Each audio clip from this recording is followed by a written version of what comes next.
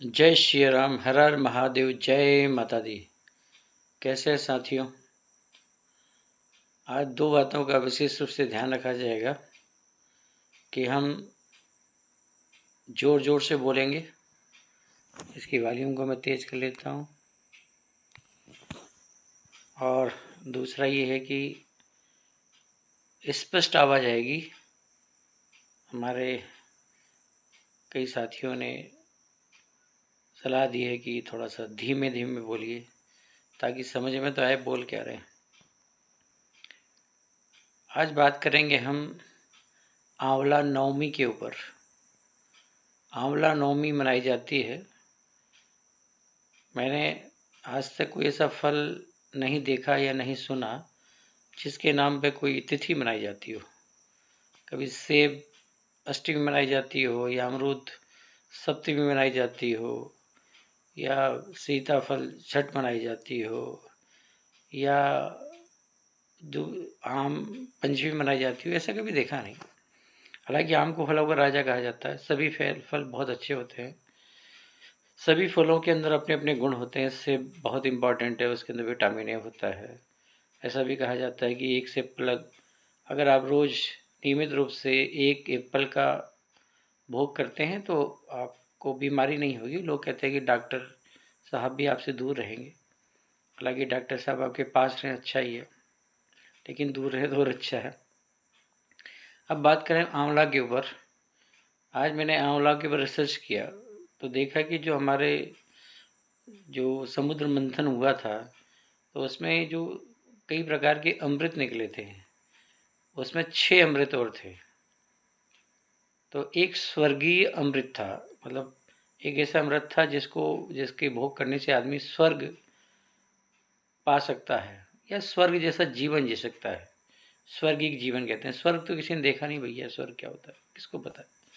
अब जाएंगे उधर, जब मौका मिलेगा जाएंगे, देखेंगे। अगर लौट के आए तो बताएंगे कैसा होता है। नरक कैसा होता है किसी को पता है? कोई ऐसा तो है नहीं कि कोई गया हो, जाके देख आया हो। लेकिन फिर भी कई सारी हमारी गरुड़ पुराण में खासकर इस बात का जिक्र रहता है। अब लोग डरते हुए बेचारे उसी बहाने से कि भाई दे दो इधर महाराज जी को, नहीं तो उधर मिलेगा नहीं, फिर बहुत दिक्कत होगी। इधर अगर नहीं दिया कंबल अम्बल तो उधर बहुत ठंड लगेगी। अब किसको पता हुआ ठंड है कि गर्मी है। ये सब खैर हर धर्म की अपनी मान्यताएं हैं सब जगह। केवल भारत मतलब हिंदू धर्म की बात नहीं है। अब ईसाई धर्म में हेवन की बात करते हैं, अगर इस्लाम धर्म में तो वो जन्नत की बात करते हैं। तो सब जगह इस तरह की कल्पना रहती है, विचार रहता है, ताकि आदमी को इस बात के प्रेरित किया जा सके कि भाई अच्छा काम करो। ये सारी सब मोटिवेशनल बातें होती हैं, सब धर्मों में लिखी गई हैं। तो आज हम बात करेंगे आंवला नवमी के ऊपर कि भाई आंवला नवमी क्या होती है और आंवला नवमी ही क्यों मनाते हैं। कोई एप्पल अष्टमी क्यों नहीं मनाता, कोई आम पंचमी क्यों नहीं मनाता, या अमरूद चौथ क्यों नहीं मनाता। तो इसके पीछे आयुर्वेद में जो कारण है कि भाई आंवला जो है वो मतलब उसके अंदर अद्भुत गुण है। एक तो आंवला के अंदर विटामिन सी होता है, और विटामिन सी अपने आप में ऐसा विटामिन है जो आपके अंदर रोगों से लड़ने की क्षमता पैदा करता है। यानी कि अगर विटामिन सी का सही तरीके से भोग किया जाए तो आपके अंदर आपके शरीर में इतनी ताकत आ जाएगी कि आपको छोटे मोटे वायरस या बैक्टीरिया या जो अटैक करते हैं उनका कोई असर ही नहीं होगा। क्योंकि अगर पहले से आर्मी इकट्ठा है तो कोई क्या करेगा। आपने देखा कि कोरोना जब हुआ था तो उसके साथ डॉक्टर साहब जो दवा देते थे उसके साथ विटामिन सी की टेबलेट भी देते थे, क्योंकि विटामिन सी जो है वो रोगों से लड़ने की क्षमता प्रदान करती है। कोरोना भाई भी डर के भाग जाते थे उससे। आज भी आप मतलब डॉक्टर साहब आपको विटामिन सी प्रिस्क्राइब करते हैं कि खाइए।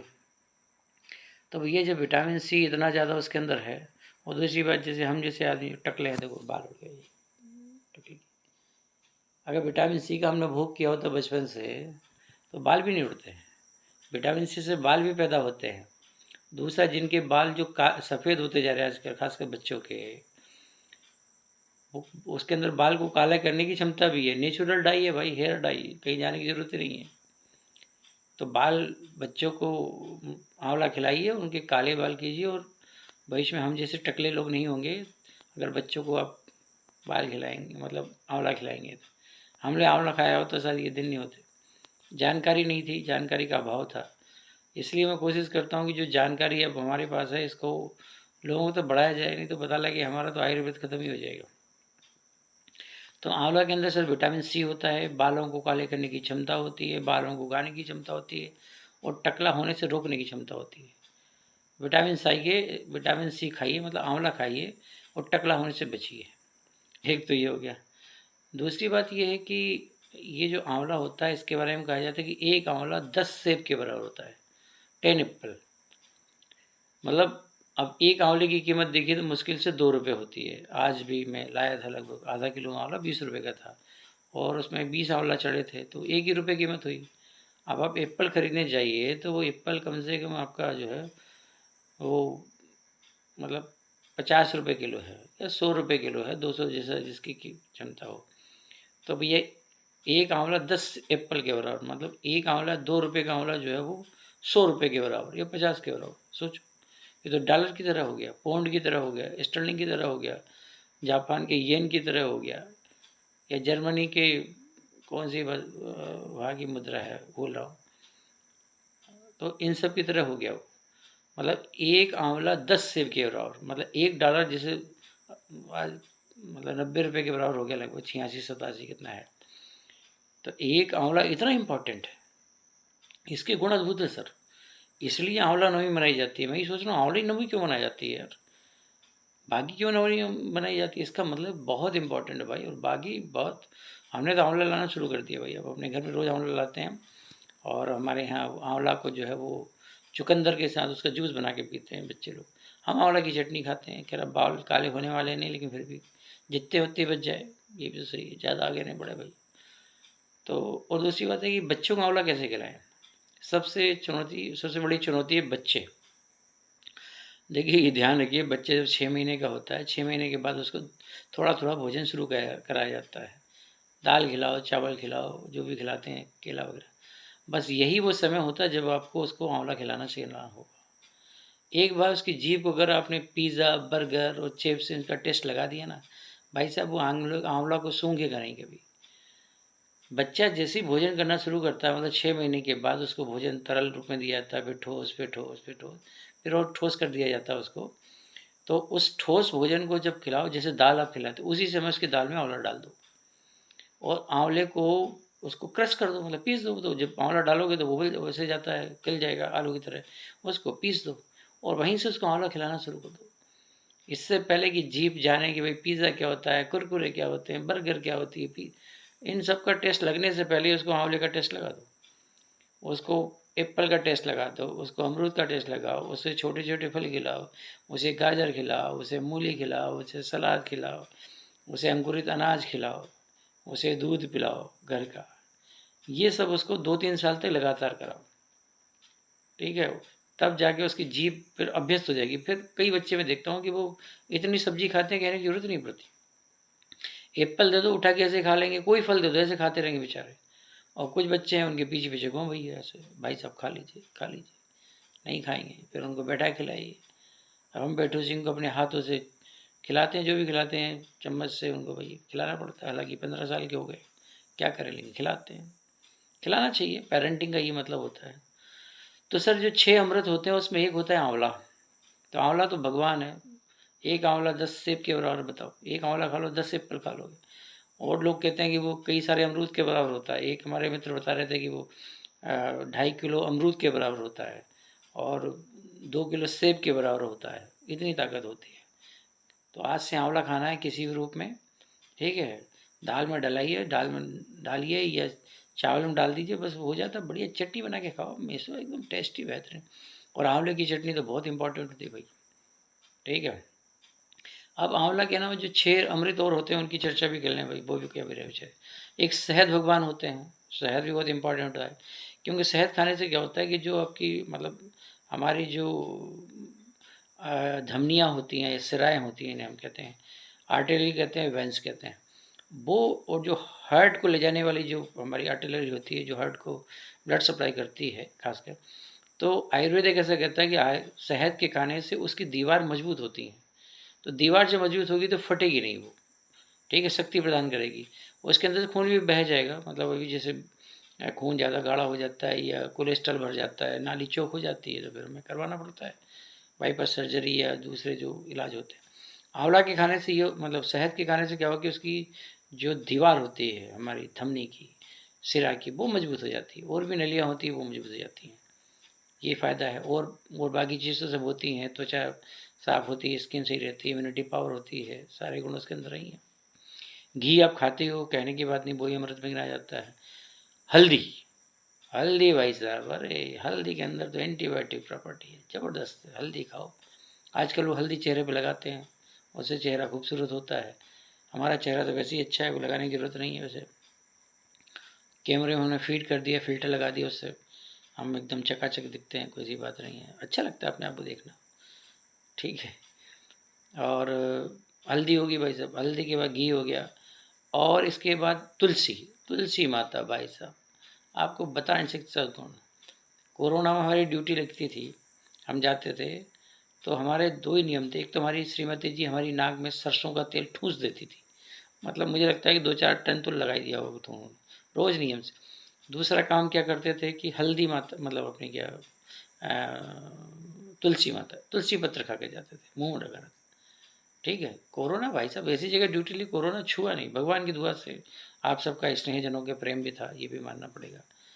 हमारी चिड़िया रानी का भी स्नेह था, उनको हम भोजन कराते हैं, कावनी खिलाते हैं। गिलहरी माता उनको हम मूंगफली खिलाते हैं। कुत्ते भगवान उनको हम जब मौका मिलता है तो बिस्कुट खिलाते हैं। और भी मेरा तो नियम है, जब भी बाहर जाता हूँ भोजन करने के लिए, मुझे भगवान ढूंढने की ज़रूरत नहीं है, मुझे तो भगवान रोड पे दिखते हैं, मैं जहाँ जाता हूँ भगवान दिखते हूँ, हर जगह भगवान। भाई खाना खा रहे हो, आदमी आ गया, साहब खाना खिला दिए, खाना खिला दो उसको, वही अपना भगवान है, ठीक है। जहाँ मुझे बहुत अच्छा लगता है कि मैं जब भी नारायण चाट भंडार पर जाता हूँ या कहीं भी खाना खाता हूँ, मैं बाहर देखता हूँ कोई है क्या यार, वो जैसे ही मिल गया बस, जहाँ उसको मैंने भोजन कराया मिल गया भगवान, हो गया, क्या ज़रूरत है 200 टन लड्डू चढ़ाने की और 2 कुंटल आपने सोना चढ़ा दिया, अरे क्या सोना, इनको दो ना। खैर, तो भाई बात कर रहे थे हम, शहद भगवान हो गए, घी भगवान हो गए, हल्दी एक होता है गिलोय। हमने अपने गार्डन में गिलोय का पौधा लगा रखा है, एक बार लगा दीजिए जीवन में कभी ख़त्म ही नहीं होती है, इतनी गजब की होती है, मतलब खुद ही उसके अंदर इतनी पावर होती है कि पौधा कभी सूखता ही नहीं। वो जरा सा पानी कहीं से मिल जाए, नहीं तो पानी सूंघ लेता हो। अद्भुत ताकत, गिलोय के अंदर बुखार को उतारने की ताकत होती है, मतलब जो बुखार उखार हो जाता है गिलोय। अब तो बाबा रामदेव ने कई कई सारे प्रोडक्ट बना दिए उनके, आपको ऐसे भी उपलब्ध है, अद्भुत है भाई साहब। तो हमारा हमको कोरोना में ड्यूटी लगी थी, हम रोज़ गिलोय का और उनका सबका काढ़ा ही पी के जाते थे, तो इन सब का अद्भुत असर है।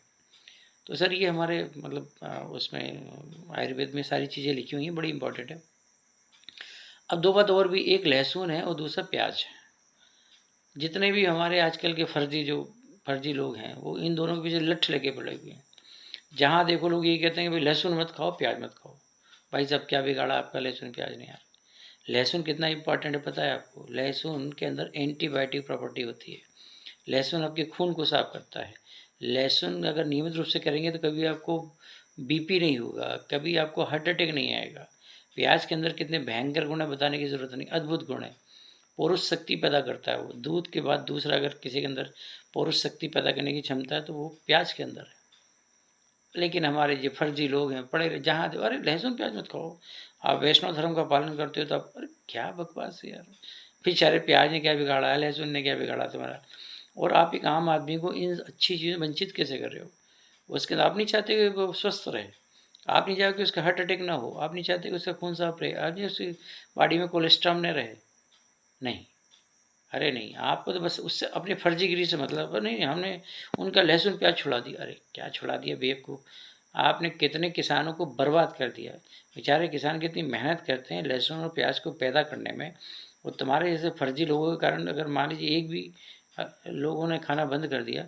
हालांकि ये अच्छी बात है कि तुम जैसे मतलब गधों का कोई असर नहीं है, सब समझ गए कि तुम्हारा सिर्फ एक काम है अपनी झोली भरना। तुम कथा तो कम करते हो, झोली ज़्यादा फैलाते हो।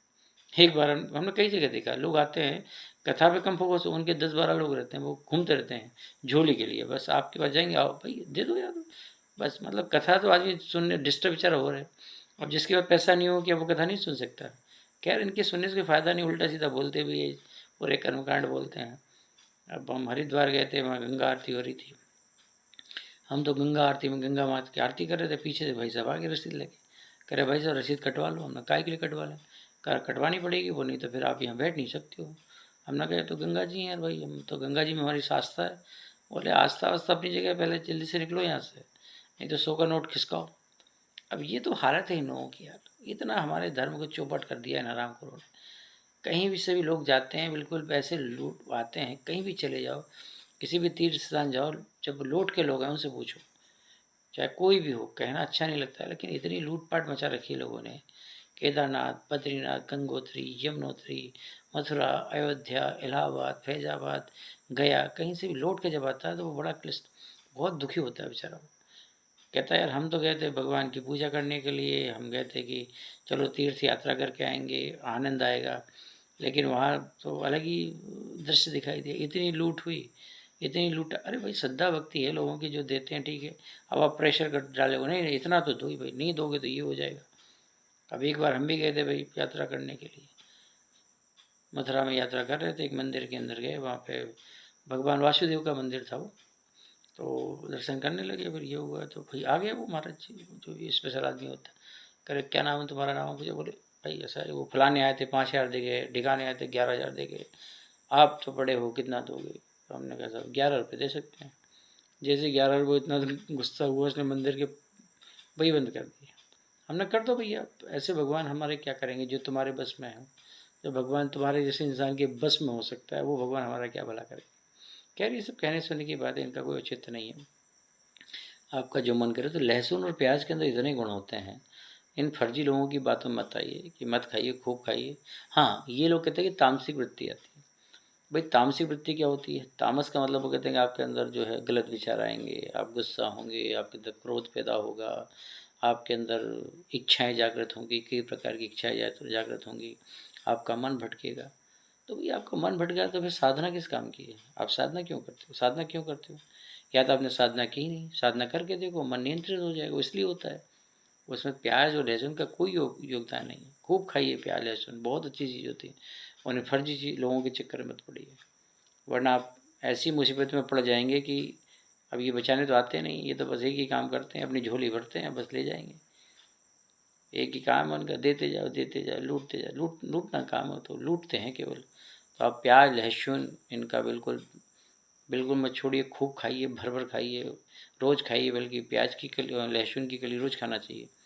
खाली पेट खाइए, नहीं तो चटनी के रूप में या जिस रूप में खा सकते हैं आप, खाइए उसको। बिल्कुल फ़ायदेमंद है भाई साहब, टेंशन मत लीजिए। इन गधों के चक्कर में मत पड़ी, नहीं तो बर्बाद कर देंगे, वैसे ही बर्बाद करने पे तुले हुए हैं आजकल। तो भाइयों, आज आपसे इतना ही कहना था मुझे कि आंवला का सेवन करें, बच्चों को बचपन से ही, 6 महीने के बाद ही उसकी दाल में आंवला डालें, ठीक है। और बाकी शहद का, घी का, तुलसी माता का, गिलोय का, हल्दी माता का, इनका प्रयोग करें। वो प्याज और लहसुन ज़रूर खाएं, बाकी कुछ खाओ या ना खाओ, ज़रूर खाओ, बच्चों को। तो भैया जय श्री राम, हर हर महादेव, जय माता दी।